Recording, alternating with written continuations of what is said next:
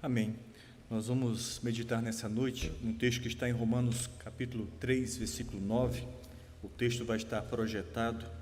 Eu vou ler o texto bíblico, que diz assim: que se conclui? Temos nós qualquer vantagem? Não, de forma nenhuma, pois já temos demonstrado que todos, tanto judeus como gregos, estão debaixo do pecado. Vamos orar mais uma vez? Querido Deus, no nome de Jesus, obrigado por cada parte desse culto. Obrigado pelo perdão que o Senhor nos dá em Cristo Jesus. Obrigado pela oportunidade que tivemos de entregar os nossos dízimos, as nossas ofertas, cantarmos louvores ao Senhor, fazermos as nossas orações. Pai, mas agora te pedimos, fala conosco, Senhor, através da Tua palavra, e que o Teu Santo Espírito mude a nossa forma de agir e de pensar, no nome de Jesus. Amém. Certa vez eu assisti um filme gospel, e era um estudo bíblico, e um visitante saiu apressadamente no meio do estudo. E aquele que o convidara saiu atrás e perguntou: o que está acontecendo? E ele falou que o que o pastor estava dizendo não era justo, ele não era um homem mau. E o outro disse assim: é verdade? Deixa eu fazer algumas perguntas para você. Você já mentiu alguma vez? E ele respondeu: sim, sou humano. Então, o que isso torna você? Ele diz assim: todo mundo mente. E novamente aquele homem pergunta: o que torna você porque você mentiu? Ele disse: um mentiroso. Ok? E você já roubou alguma coisa? Por menor que seja, você já roubou algo de alguém? Ele diz assim: sim. E o que te torna um ladrão? E ele novamente faz outra pergunta e diz assim: eu vou fazer uma pergunta mais difícil. Você alguma vez, andando pela rua, olhou para uma mulher e a desejou? Teve pensamentos impuros? E ele fala: sim, já aconteceu comigo.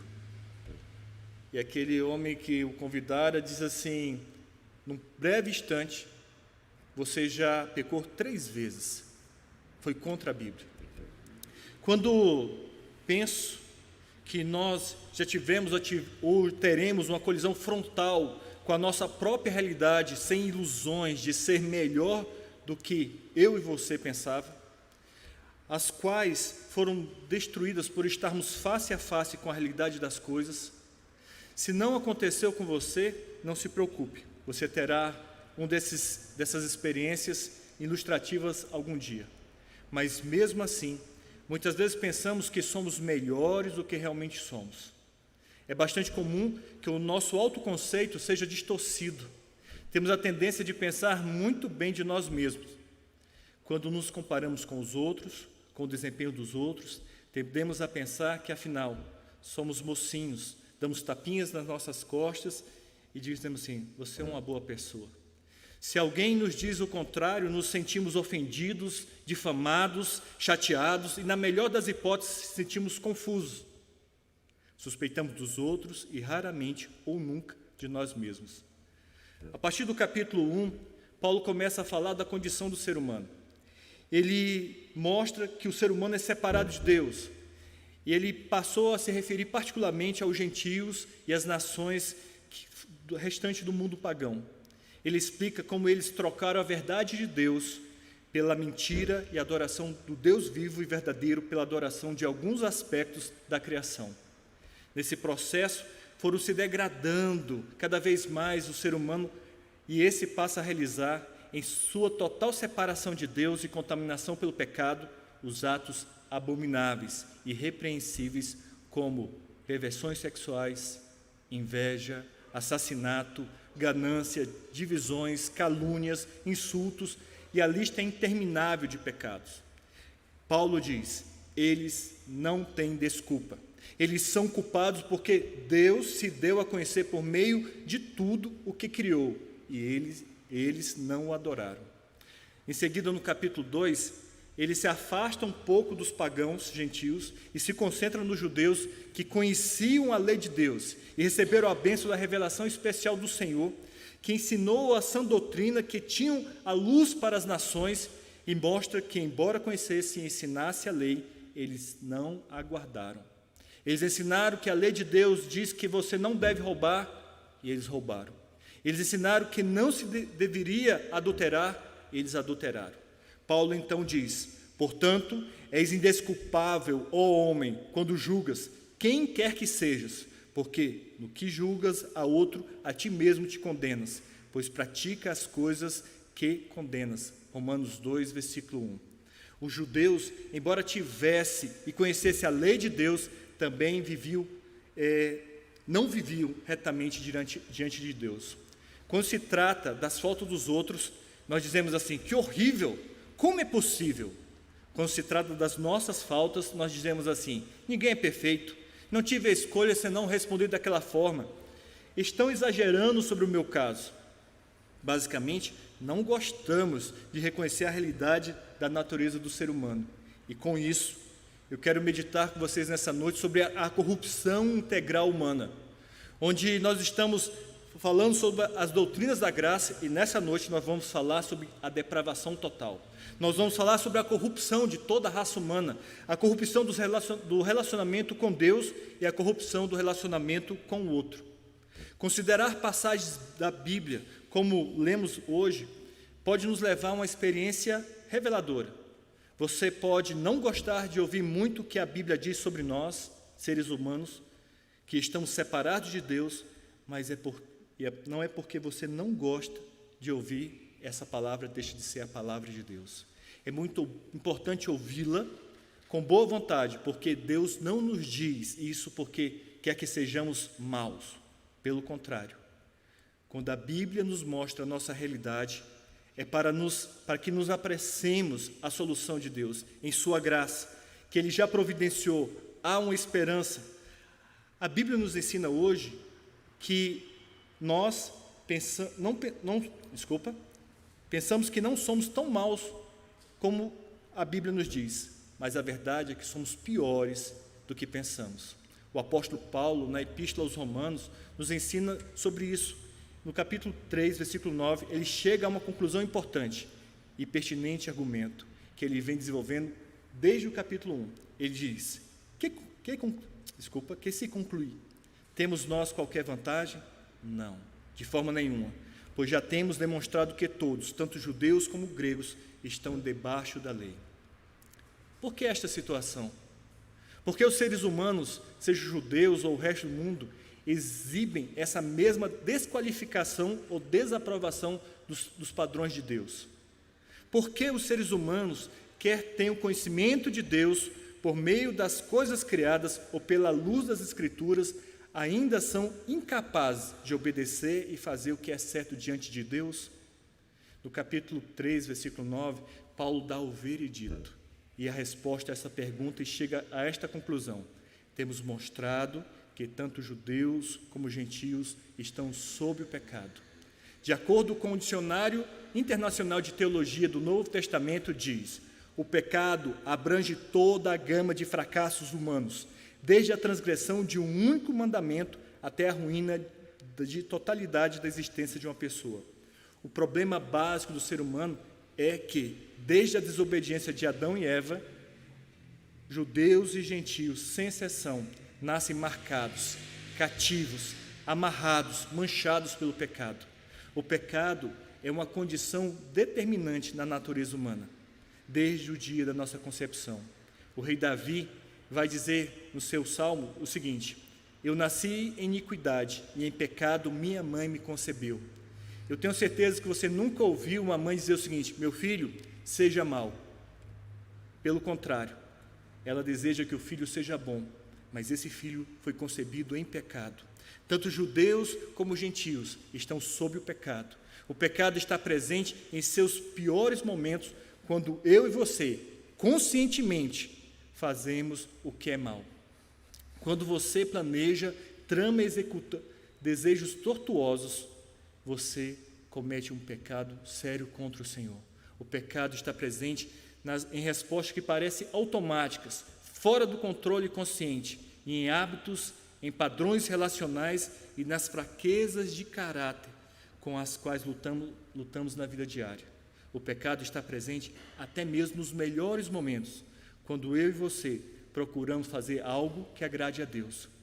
manchando as motivações e intenções dos nossos corações para praticar aqueles atos externamente bons, mas internamente detestáveis. Em suma, o pecado é o nosso maior problema.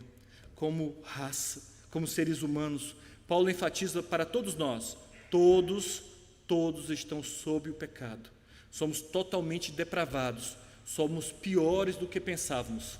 Esse cativeiro da raça humana ao pecado se manifesta, é claro, nas duas relações mais importantes nós como seres humanos, a nossa relação com Deus e com o outro. E nessa corrupção integral humana, essa corrupção atinge esse relacionamento com Deus. Em Romanos 3, versículo 10 ao 12, descreve esse cativeiro do pecado, como se manifesta no nosso relacionamento com Deus. Olha o que diz: como está escrito, não há justo, nenhum sequer, não há quem entenda, não há quem busque a Deus. Todos se extraviaram, a uma se fizeram inúteis, não há quem faça o bem, não há nenhum sequer. Citando a passagem de Salmos, Paulo categoricamente, ele demonstra esse que ninguém é justo perante Deus. Ninguém tem um relacionamento correto com base no seu próprio desempenho. Tendo a reputação de ser sábio e bem informado, os seres humanos demonstram que são pouco compreensíveis, teimosos e tolos. Calvino vai dizer que o primeiro efeito consiste em que não há ninguém que entenda. Esta ignorância é prontamente atestada por sua impotência em buscar a Deus. O homem, em quem não há o conhecimento de Deus, seja qual for a cultura que venha a ele de alguma forma possuir, será fútil. E até mesmo as próprias ciências e artes, as quais em si mesmas são boas, tornam-se vazias de conteúdo real quando lhes faltam este fundamento. William Hendricks diz ainda: a própria primeira estrofe revela que Paulo não está descrevendo esta ou aquela raça ou classe particular de pessoas, mas os homens em geral. O quadro que ele pinta é sinistro. Ninguém é justo. De fato, ninguém entende a sua deplorável condição e ninguém nem mesmo está tentando entender, nem ainda procurando por Deus, a fonte de toda sabedoria e conhecimento. E me permita também concordar com o reverendo Hernandes Dias Lopes, que diz: Paulo não busca nos anais da sociologia, nem dos estudos da antropologia, os argumentos para provar a rebeldia humana contra Deus. Paulo não percorre os corredores das religiões de mistério, nem vasculha o próprio interior, quanto tenta provar a depravação humana, especialmente a sua rebeldia contra o Criador. Paulo recorre às Escrituras. Essa é a autoridade máxima. A Bíblia não tem uma opinião entre muitas. Ela é a palavra final. Ela é o argumento irresistível e irrefutável. A depravação total significa que o homem, em seu estado natural, é incapaz de fazer qualquer coisa ou desejar qualquer coisa que agrade a Deus.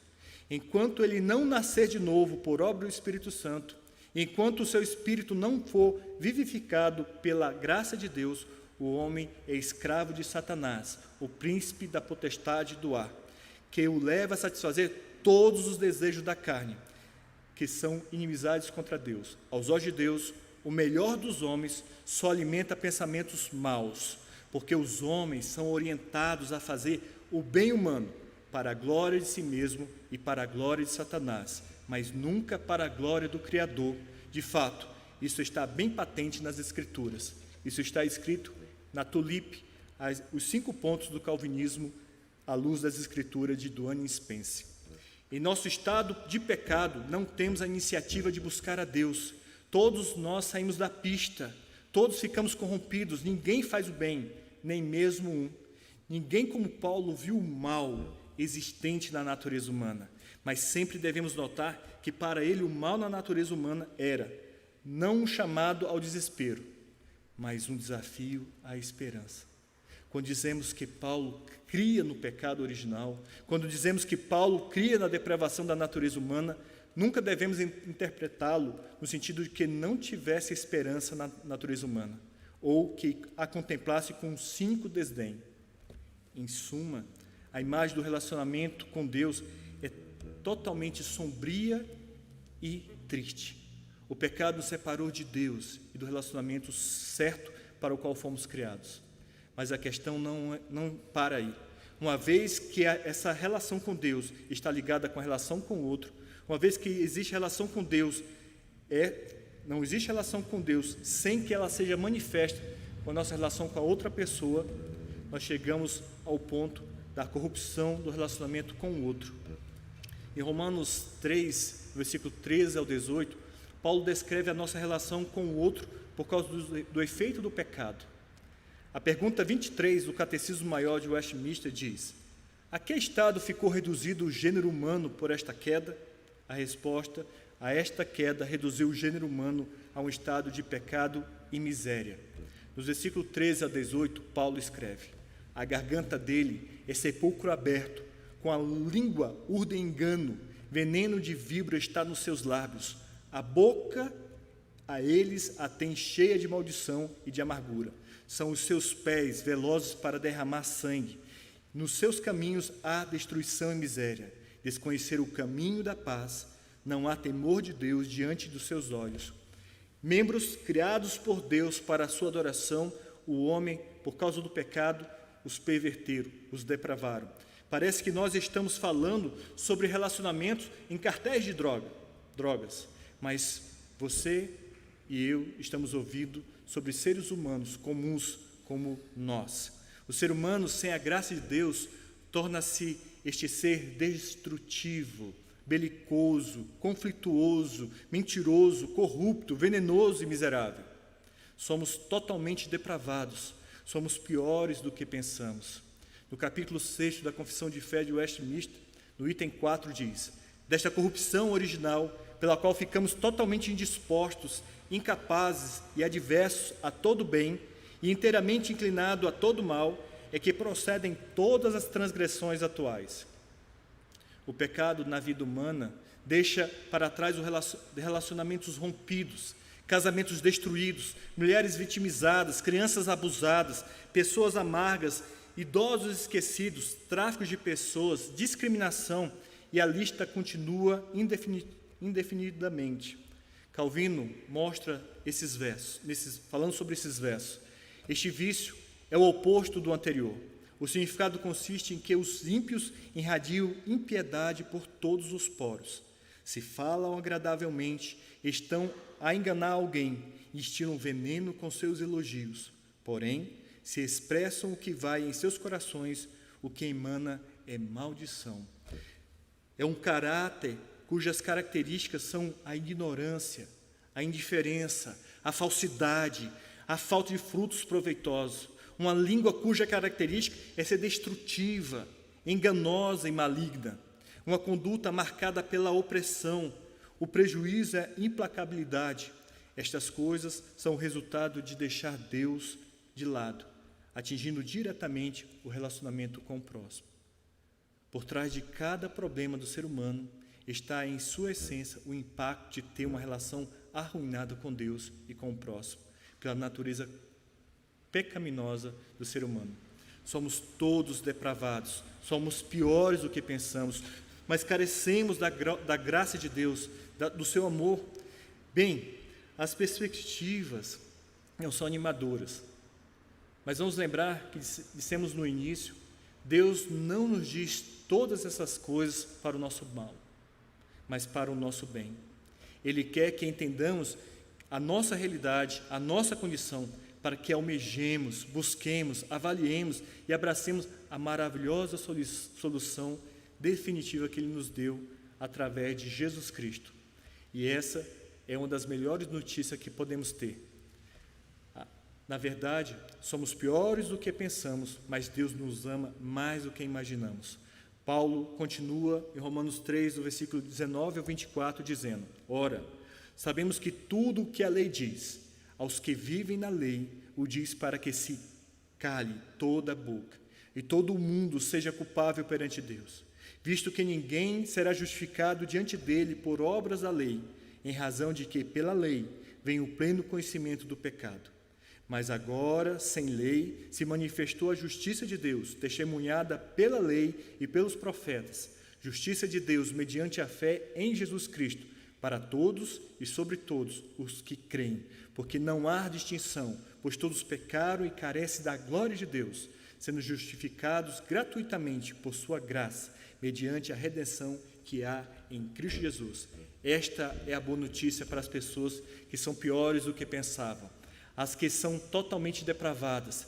Este é o Evangelho, este é o que muda a condição do ser humano. Mas agora as coisas não precisam ser como antes, porque há uma justiça perfeita, uma retidão que vem de Deus. Não vem do homem, de sua atuação, mas vem de Deus, por meio da obra e redenção de Jesus Cristo realizou.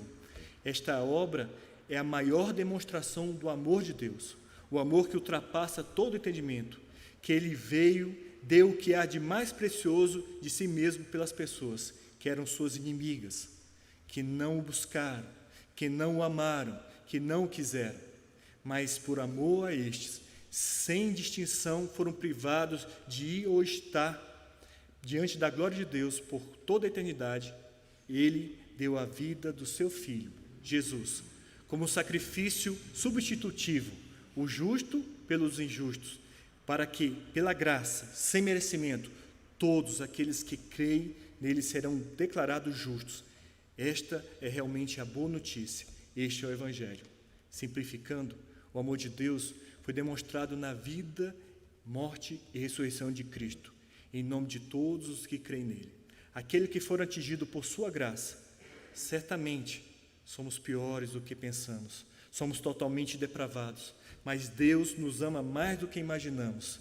Ele mostrou isso na cruz do Calvário. Cristo não é a cereja do bolo no seu relacionamento com Deus e com o outro. Deus não é um pequeno ornamento na sua vida cristã.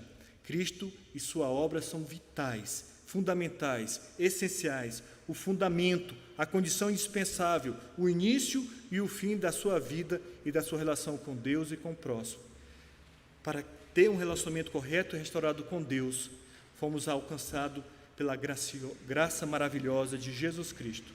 Este é o ponto de partida, destacando a nossa brutal necessidade de um Salvador e mediador entre Deus e nós, a pessoa e a obra de Jesus Cristo. Lembre-se, sou pior do que penso, sou totalmente depravado, mas Deus me ama mais do que imagino. Viva, portanto, em sua graça e para a sua glória. Eu quero convidar você a cantarmos um cântico, que diz assim: venho minha vida oferecer. Todos aqueles que foram alcançados pela graça de Jesus, em resposta, eles oferecem a sua vida ao Senhor Jesus.